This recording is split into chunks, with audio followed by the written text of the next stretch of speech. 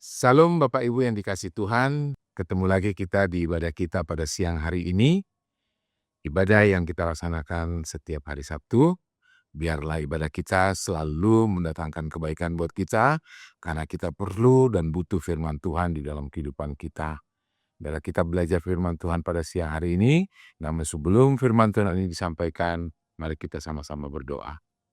Bapa yang di surga, terima kasih untuk siang hari ini kami boleh bersama-sama beribadah dan kami mendengarkan kebenaran firman Tuhan. Biarlah Tuhan firman yang disampaikan pada siang hari ini benar-benar memberkati kami yang mendengarkan firman ini ya Bapa. Bapa, Engkau mengurapi setiap jemaat-Mu yang menyaksikan firman ini Tuhan Yesus. Biarlah Tuhan Engkau yang memberkati setiap umat-Mu ya Bapa, sehingga ketika mendengar firman ini ada perubahan di dalam kehidupan setiap umat-Mu, ada janji-janji yang dapat dipegang oleh umat-Mu, dan bahkan ada berkat-berkat yang Kau curahkan bagi umat-Mu. Hamba-Mu yang memberitakan firman ini Tuhan, biarlah juga Tuhan Engkau yang memberkati, Engkau karuniakan Roh Kudus-Mu Tuhan, mengurapi hamba-Mu sehingga ketika firman ini disampaikan, biarlah Tuhan seluruhnya isi hati-Mu yang disampaikan. Karena kami tahu Tuhan, hanya dengan Tuhan kami mampu mengerjakan segala sesuatu. Terima kasih ya Bapa, kami menyerahkan firman ini dari awal sampai akhirnya ke dalam tangan dan kuasa-Mu, di dalam nama Tuhan Yesus Kristus. Haleluya. Amin. Salam kembali Bapak Ibu yang dikasihi Tuhan. Siang hari ini saya akan menyampaikan kebenaran firman Tuhan. Firman yang akan saya bawakan ini bagaimana Tuhan memakai seorang hamba Tuhan di dalam melaksanakan apa yang Tuhan perintahkan di dalam hidupnya. Namun sebelum saya menyampaikan firman ini, ada sebuah cerita di dalam gambaran tentang firman Tuhan hari ini. Ada seorang petani yang memiliki seekor kuda. Dia mengandangi atau memagari kuda ini dikandangi dalam sebuah kandang yang terbuka. Namun suatu hari kuda tersebut lompat dan berlari ke hutan. Tetangga-tetangga melihat kuda itu pergi dan lari ke hutan.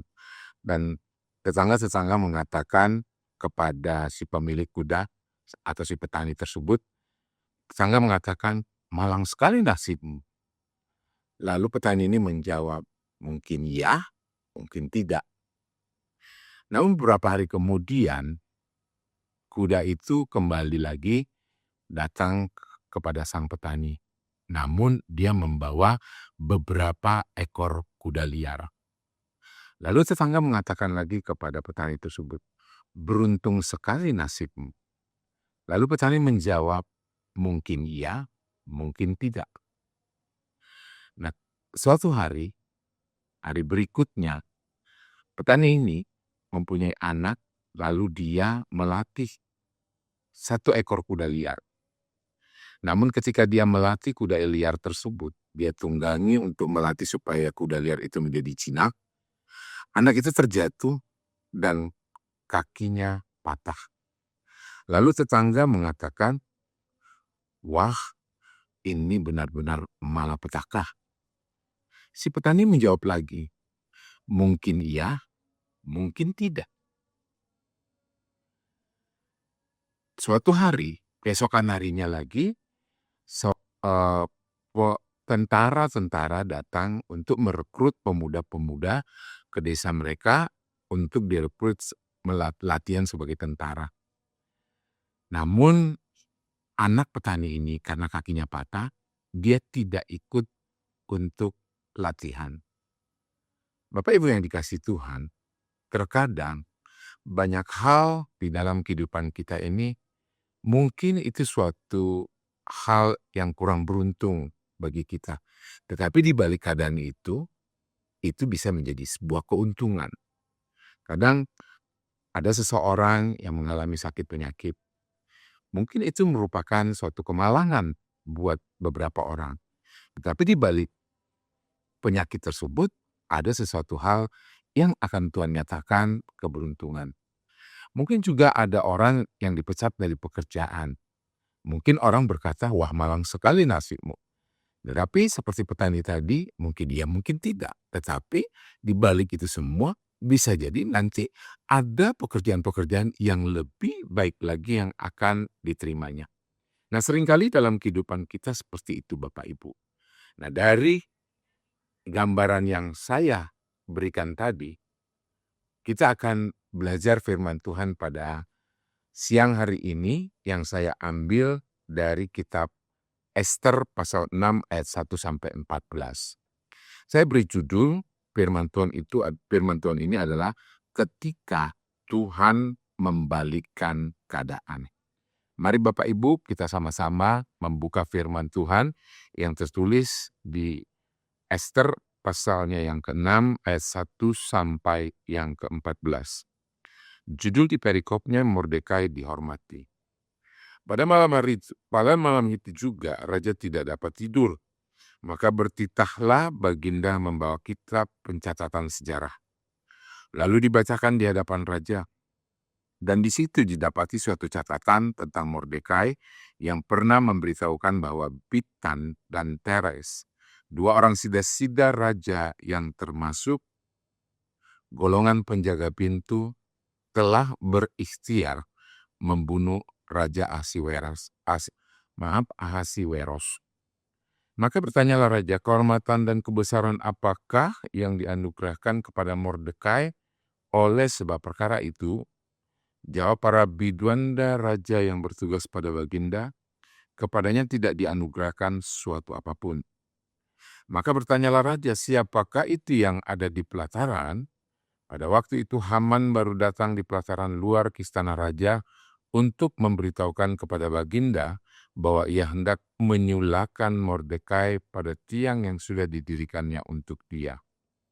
Lalu jawab para biduanda raja kepada Baginda, itulah Haman. Ia berdiri di pelataran, maka titah raja suruhlah dia masuk. Setelah Haman masuk, bertanyalah raja kepadanya, apakah yang harus dilakukan kepada orang yang raja berkenan menghormatinya? Kata Haman dalam hatinya, kepada siapa lagi raja berkenan menganugerahkan kehormatan lebih daripadaku? Oleh karena itu jawab Haman kepada raja, mengenai orang yang raja berkenan menghormatinya, hendaklah diambil pakaian kerajaan yang biasa dipakai oleh raja sendiri, dan lagi kuda yang biasa dikandarai oleh raja sendiri, dan yang diberi mahkota kerajaan di kepalanya. Dan hendaklah diserahkan pakaian dan kuda itu ke tangan seorang dari antara para pembesar raja, orang-orang bangsawan, lalu hendaklah pakaian itu dikenakan kepada orang yang raja berkenan menghormatinya. Kemudian hendaklah ia diarak dengan mengendarai kuda itu melalui lapangan kota, sedang orang berseru-seru di depannya. Beginilah dilakukan kepada orang yang raja berkenan menghormatinya. Maka titah raja kepada Haman, segera ambillah pakaian dan kuda itu, seperti yang kau katakan itu, dan lakukanlah demikian kepada Mordekai, orang Yahudi yang duduk di pintu gerbang istana. Sepatah kata pun janganlah kau lalaikan daripada segala yang kau katakan itu. Lalu Haman mengambil pakaian dan kuda itu, dan dikenakannya pakaian itu kepada Mordekai. Kemudian diaraknya Mordekai melalui lapangan kota itu, sedang ia menyerukan di depannya. Beginilah dilakukan kepada orang yang raja berkenan menghormatinya. Kemudian kembalilah Mordekai ke pintu gerbang istana raja, tetapi Haman bergesa-gesa pulang ke rumahnya dengan sedih hatinya dan berselubung kepalanya. Dan Haman menceritakan kepada Zeres istrinya dan kepada semua sahabatnya apa yang dialaminya. Maka kata para orang arif bijaksana dan Zeres istrinya kepadanya, "Jikalau Mordekai yang di depannya engkau sudah mulai jatuh adalah keturunan Yahudi, maka engkau tidak akan sanggup melawan dia. Malah engkau akan jatuh benar-benar di depannya." Selagi mereka itu bercakap-cakap dengan dia, datanglah sida-sida raja, lalu mengantarkan Haman dengan segera ke perjamuan yang diadakan oleh Ester. Bapak Ibu yang dikasihi Tuhan, firman Tuhan pada siang hari ini, bagaimana mungkin Bapak Ibu sudah pernah dengar cerita tentang Haman, Mordekai, dan Ratu Ester di kitab Ester ini. Kita tahu bahwasannya kitab Ester ini di zaman kerajaan Persia yang dipimpin oleh Raja Ahasiweros. Nah, kerajaan ini di seputar daripada India sampai kepada Ethiopia. Sangat luas. Ya, di situ menguasai kurang lebih 27 kepala di daerah. Nah, Bapak Ibu yang dikasihi Tuhan, bukan itu yang akan saya bicarakan, tetapi akan yang saya bawakan firman Tuhan pada siang hari ini adalah bagaimana ketika Tuhan membalikkan keadaan. Ini kitab Ester pasal 6 ayat 1 sampai 14 ini. Bapak Ibu yang dikasihi Tuhan, terkadang di dalam hidup kita ini, kita merasa bahwasannya apa yang terjadi di dalam hidup kita, itu semuanya udahlah selesai. Kerjaan gak punya, bagaimana? Sakit penyakit, bagaimana? Kadang pertanyaan-pertanyaan itu terlintas. Saya udah ikut Tuhan, tapi yang terjadi dalam hidup saya ini ada sakit. Atau ekonomi saya, ya saya untuk makan aja sangat susah. Tetapi kalau kita percaya apa yang mungkin orang katakan, waduh, sial. Atau kadang-kadang orang mengatakan, malang sekali nasibmu seperti cerita tadi. Bapak Ibu yang dikasihi Tuhan, ingat Tuhan dengan mudah membalikkan keadaan kita. Tuhan yang kita nggak mungkin sepertinya kita akan kalah. Tetapi Tuhan dengan mudah membalikkan keadaan. Dalam kehidupan kita, ya situasi-situasi itu sering muncul. Kadang-kadang kebaikan kita rasanya nggak dihargain. Atau ketidakadilan di dalam kehidupan kita. Atau bahkan kita berpikir, kok orang jahat berhasil ya? Kok saya udah ke Tuhan, kok ya begini-begini aja keadaan saya? Atau kita berpikir, aku udah ke Tuhan, tapi kok aku makin menderita? Nah, itu seringkali pertanyaan-pertanyaan yang muncul di dalam kehidupan orang-orang percaya. Kita merasa iri dengan orang-orang yang tidak beribadah, tetapi mereka hidupnya berhasil. Bapak Ibu yang dikasihi Tuhan, seperti judul saya hari ini adalah ketika Tuhan membalikan keadaan, cerita dari kitab Ester pasal 6 ayat 1 sampai 14 ini. Kita bertanya lagi, apakah Tuhan melihat semua ini? Situasi seperti ini juga dialami oleh Mordekai. Kita lihat kitab firman Tuhan pada siang hari ini. Pada malam itu juga raja tidak dapat tidur. Maka bertitalah baginda membawa kitab pencatatan sejarah lalu dibacakan di hadapan raja. Bapak Ibu yang dikasihi Tuhan, Mordekai ini kita tahu bahwasannya dia adalah seorang Yahudi. Ratu Ester adalah juga seorang Yahudi. Bapak Ibu yang dikasihi Tuhan, ada yang seorang panglima tentara Haman. Singkat ceritanya, memang waktu itu ada Ratu Wastu yang raja mau menampilkan tapi dia tidak mau, lalu sehingga singkat cerita Esterlah menjadi ratu. Namun di perjalanan namanya Mordekai pernah mendengar seperti di ayat 2 tadi, ada rencana untuk membunuh raja, untuk melenyapkan raja namanya Bigtan dan Teres. Nah, ketika Mordekai memberitahukan itu kepada raja, berarti raja mendapatkan keselamatan karena tidak jadi, karena memang sudah terbongkar, karena memang Mordekai mengetahui hal itu. Tetapi itu sebagai catatan sejarah saja. Di dalam catatan, Mordekai belum mendapatkan apresiasi apapun. Tetapi apakah Mordekai itu nuntut? Tidak. Apakah dia datang kepada raja minta apresiasi atau hadiahnya? Enggak. Dia tetap tulus melakukan itu. Dia tetap tulus memberitakan itu kepada raja. Tetapi di dalam kerajaan Persia saat itu sebagai catatan dan namanya buku pencatatan sejarah.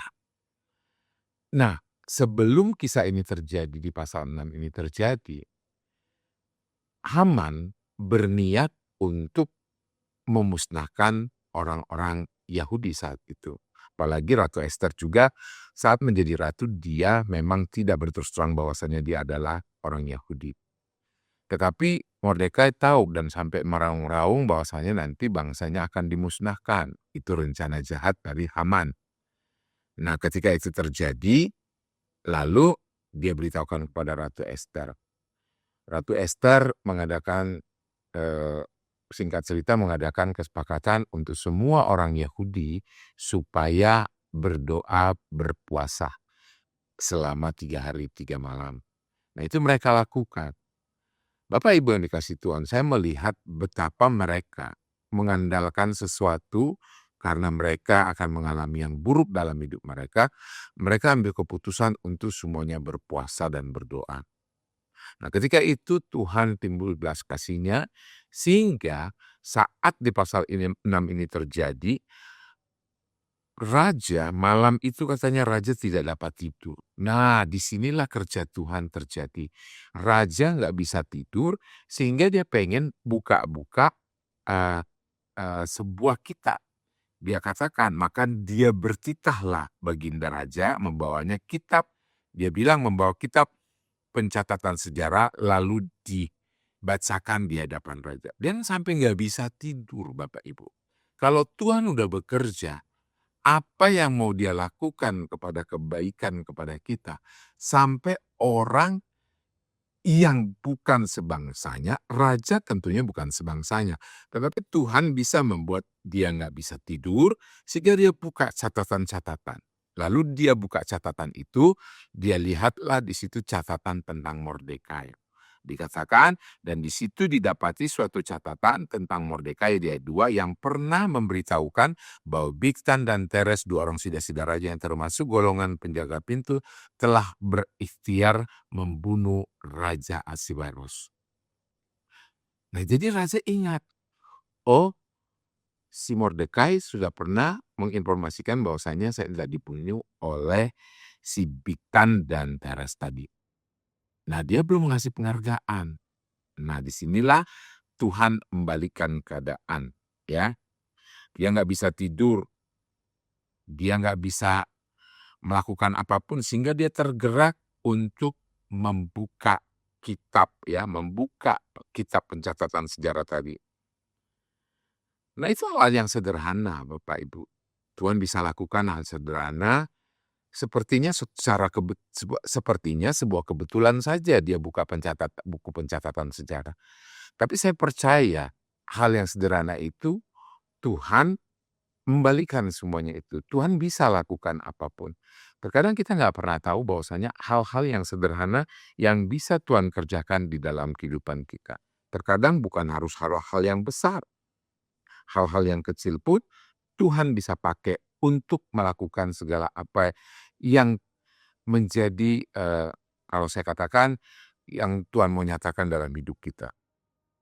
Bapak Ibu yang saudara yang dikasihi Tuhan, firman Tuhan hari ini ada beberapa hal yang perlu kita ingat. Yang pertama, Tuhan bekerja melalui hal-hal yang tampaknya biasa saja. Sama seperti Mordekai Raja Haman tadi, Raja Ahasweros tadi, maaf, Raja Ahasweros ini dia nggak bisa tidur, seperti insomnia. Dia nggak bisa tidur, lalu dia bilang, bukakan buku pencatatan sejarah. Kan hal-hal yang kecil. Tapi orang-orang mungkin katakan bahwasanya, oh itu seperti sebuah kebetulan.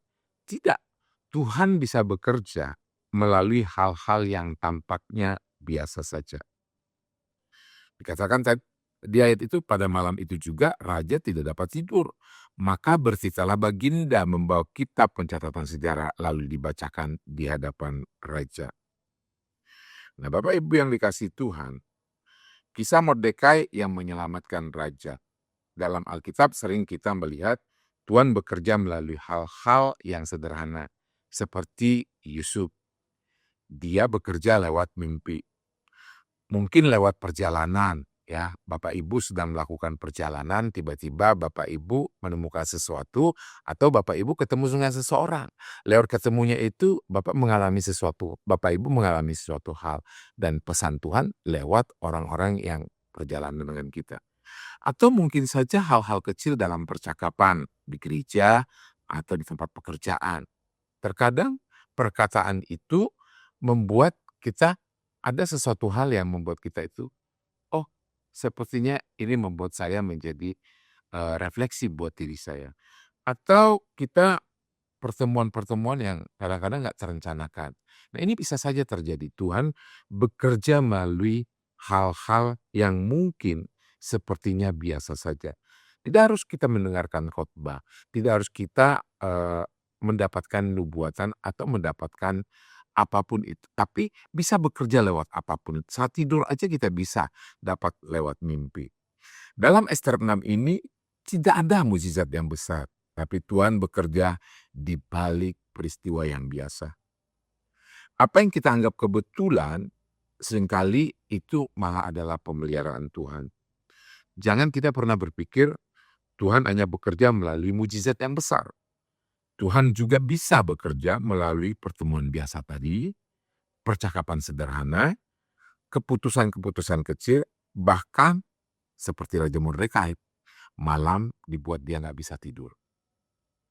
Yang kedua, Bapak Ibu yang dikasih Tuhan, Tuhan membela orang benar pada waktunya. Jadi seringkali kita masih menunggu. Anda merasa mungkin gagal lah saya. Sudah lama saya tamat dari sekolah yang tinggi. Bertahun-tahun saya nggak dapat pekerjaan. Mungkin Bapak Ibu atau saudara-saudara yang dikasih Tuhan, Anda merasa gagal. Padahal kalau Anda terus datang ke Tuhan, seperti Ratu Esther dan semua orang Yahudi bersama Mordekai, mereka ngambil bagian berpuasa berdoa. Lalu Tuhan bisa membalikkan. Yang mungkin aja Anda melamar sebuah pekerjaan, Anda pikir nggak mungkinlah perusahaannya terlalu besar, atau nggak mungkinlah saya orang yang mempunyai prestasi yang biasa-biasa aja. Jangan salah Bapak Ibu seperti Mordekai ini. Tuhan bisa membalikkan. Tuhan bisa melakukan segala sesuatu. Tuhan membela orang benar tepat pada waktunya. Pada saat yang sama tadi Haman datang untuk meminta izin kepada raja untuk menggantung Mordekai. Dia punya rencana karena apa? Karena Mordekai tidak mau menghormati dia. Dan dia tahu juga orang Mordekai itu adalah orang Yahudi. Sehingga dia ada berniat untuk memusnahkan orang Yahudi.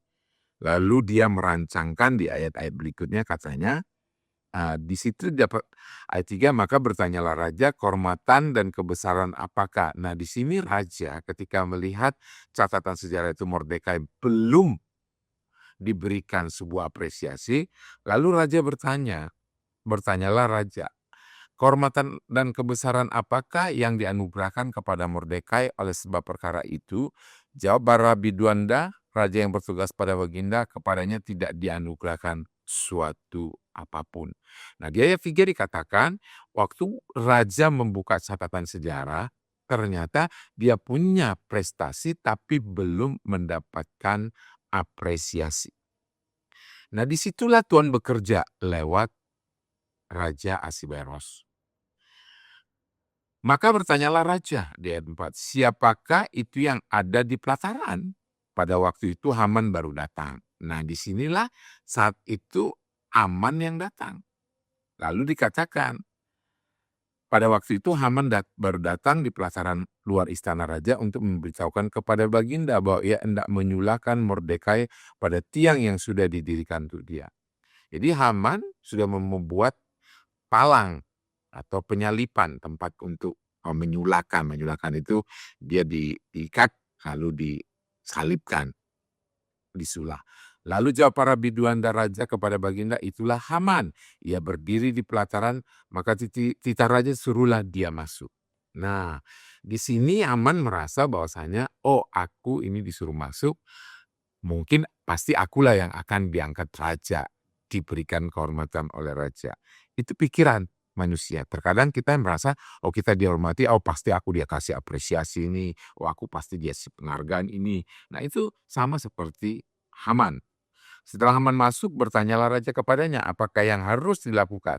Nah di sini raja nggak ngasih tahu kepada siapa nanti yang mau dikasihnya. Setelah Haman masuk, bertanyalah raja kepadanya, apakah yang harus dilakukan kepada orang yang raja berkenan menghormatinya. Kata Haman dalam hatinya, kepada siapa lagi raja berkenan menganugerahkan kehormatan lebih dari kepadaku. Nah, dia langsung pede, Bapak Ibu.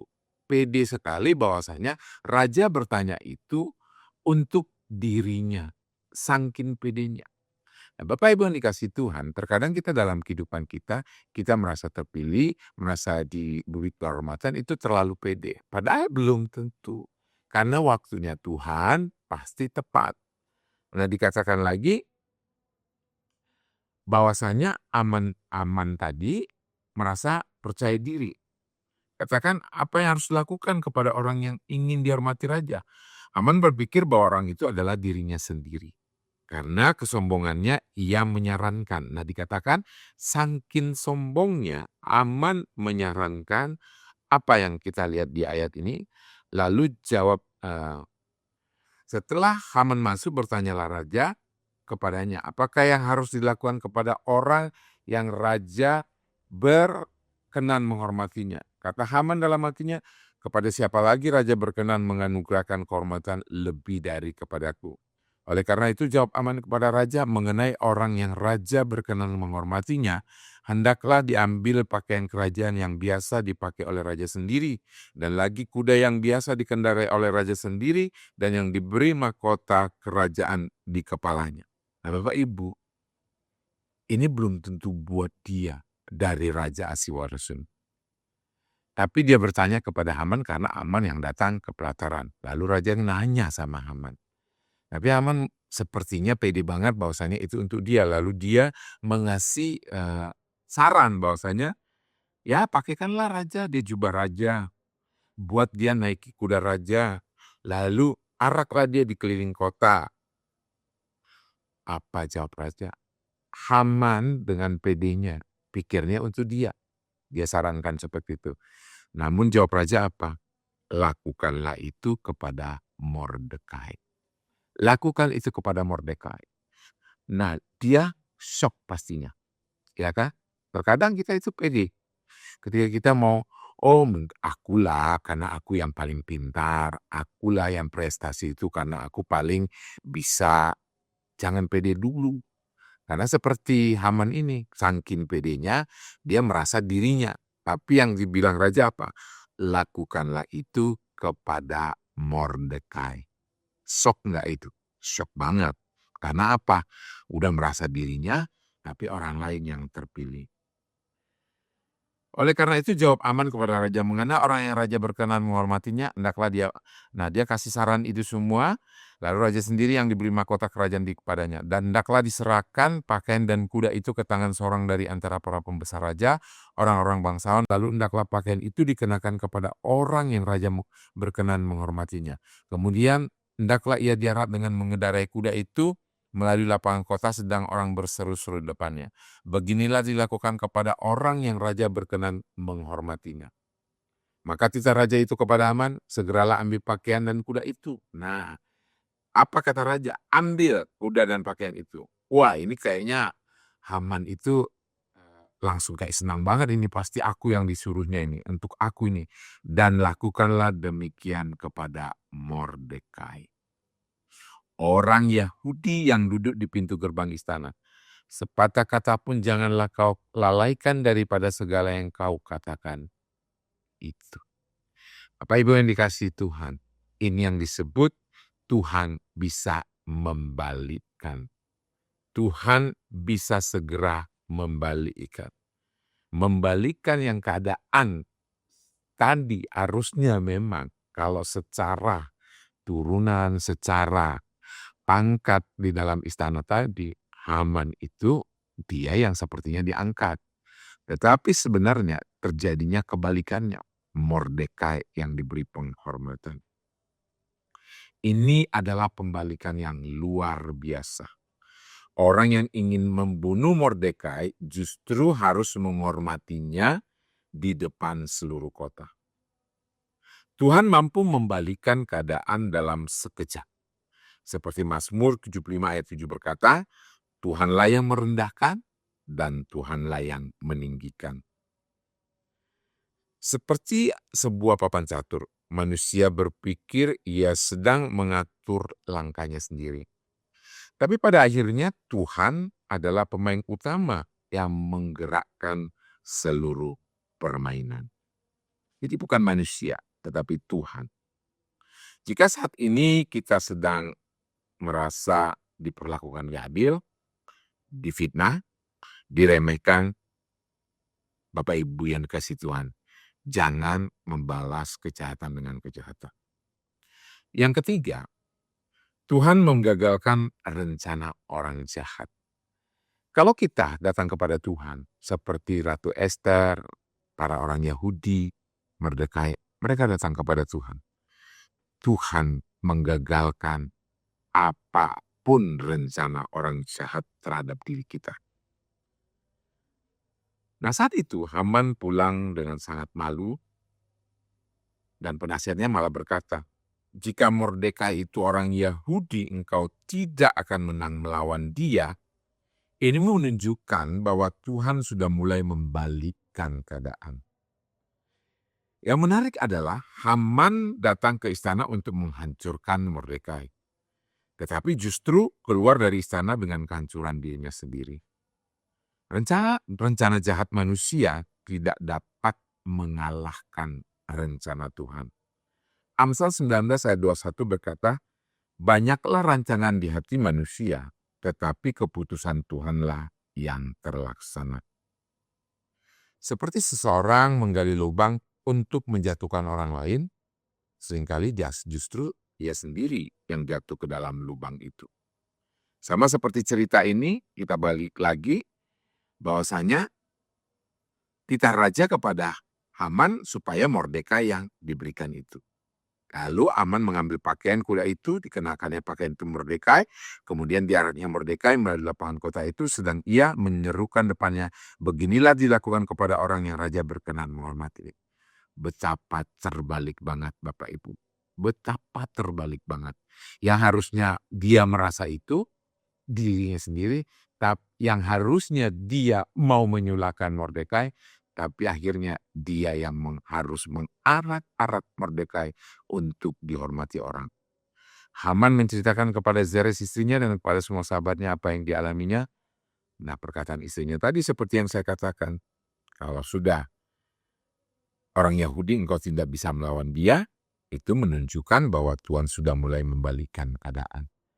Jadi Bapak Ibu yang dikasih Tuhan, kalau Anda sedang mengalami sesuatu yang tidak baik pada hari ini, mungkin Anda dalam keadaan sakit yang gak baik, mungkin kelemahan-kelemahan ekonomi, mungkin ada orang yang berniat jahat kepada Anda, apa saja, Tuhan bisa membalikkan keadaan itu. Asalkan kita datang kepada Tuhan.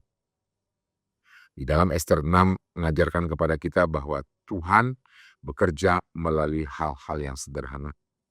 Tuhan membela orang benar pada waktunya. Dan yang ketiga, Tuhan menggagalkan rencana orang jahat.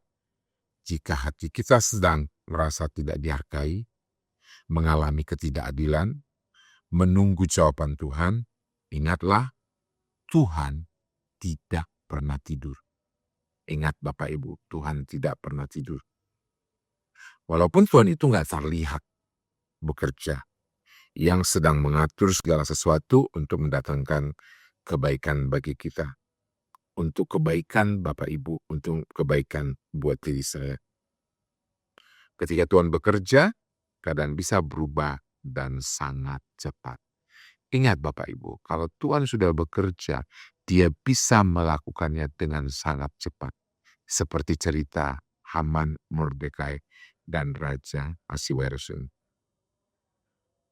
Orang yang dihina dibalikan Tuhan bisa sangat dihormati. Orang yang direndahkan Tuhan bisa balikan menjadi orang yang ditinggikan. Kalau kita, karena itu janganlah kita kehilangan iman. Tuhan masih memegang kendali kehidupan kita. Bapak Ibu yang dikasih Tuhan, pada siang hari ini biarlah kita semakin teguh di dalam iman kita. Terus mengandalkan Tuhan dalam hidup kita. Karena Tuhan dapat membalikkan seluruh keadaan kita secepat yang Tuhan lakukan bagi hidup kita. Asalkan kita terus berserah kepada Tuhan, memberikan diri kita kepada Tuhan, dan terus kita seperti Ester dan seluruh orang Yahudi. Mereka hancur hati kepada Tuhan, berserah kepada Tuhan. Demikian Bapak Ibu yang dikasihi Tuhan, firman Tuhan pada siang hari ini. Bila firman ini semakin menguatkan Bapak Ibu seluruhnya dan semakin mengasihi Tuhan. Tuhan Yesus berkati, mari kita sama-sama berdoa. Bapa yang di surga, terima kasih buat firman-Mu pada siang hari ini. Sungguh kami diberkati dengan firman ini Tuhan. Terkadang kami mengeluh dengan keadaan kami. Terkadang kami merasa dihina oleh orang lain. Terkadang merasa bahwasanya orang gak adil. Atau bahkan Bapak Ibu yang ada bergabung lewat firman Tuhan hari ini. Mungkin Anda merasa gak diperlakukan adil. Atau merasa disakiti. Atau ada dalam keadaan tersakiti. Tuhan bisa cepat membalikkan keadaan. Percayalah Bapak Ibu, apapun Tuhan bisa lakukan. Tuhan tidak pernah tidur. Dia selalu ada 24 jam terus mengawasi kehidupan manusia, kehidupan kita. Dia selalu ada di dalam hidup kita. Ketika kita hancur hati di hadapan Tuhan, menyerahkan sepenuhnya kepada Tuhan, Tuhan akan bekerja di dalam kehidupan kita. Terima kasih ya Bapa. Jamalah lewat firman ini setiap umat-Mu yang mendengarkan, supaya semakin hari semakin berserah kepada Tuhan. Terima kasih ya Bapa. Terima kasih. Dalam nama Yesus Kristus kami berdoa dan bersyukur. Dan biarlah Tuhan jamahan-Mu terus bekerja kepada umat-Mu. Kalau nanti juga umat-Mu akan memberikan persembahannya, Tuhan yang memberkati setiap rupiah persembahan yang diberikan oleh umat-Mu ya Bapa. Pakailah persembahan-persembahan mereka untuk kemuliaan bagi nama Tuhan. Terima kasih Tuhan, doa-doa kami yang kami serahkan ke dalam tangan dan kuasa-Mu, hanya dalam nama Bapa, Anak, dan Roh Kudus, dalam nama Tuhan Yesus Kristus yang mengajar kami berdoa. Bapa kami yang di surga, dikuduskanlah nama-Mu, datanglah kerajaan-Mu, jadilah kehendak-Mu di bumi seperti di surga. Berikanlah kami pada hari ini makanan kami yang secukupnya, dan ampunilah kami akan kesalahan kami, seperti kami juga mengampuni orang yang bersalah kepada kami. Dan jangan membawa kami ke dalam pencobaan, tapi lepaskanlah kami daripada yang jahat, karena Engkau yang punya kerajaan dan kuasa dan kemuliaan sampai selama-lamanya. Amin. Saudara-saudara yang dikasihi Tuhan, mari kita mengangkat tangan kita menerima berkat Tuhan. Berkat dari Allah Bapa yang di surga, cinta kasih dari Tuhan Yesus Kristus, dan Roh Kudusnya yang terus menuntun, melindungi, memberkati kita semua. Kiranya berkat Tuhan melimpah atas kita semua. Terimalah berkat Tuhan dan sama-sama kita katakan amin. Demikian Bapak Ibu yang dikasihi Tuhan, firman Tuhan pada siang hari ini. Salam semuanya, bertemu kembali ibadah selanjutnya. Tuhan Yesus berkati.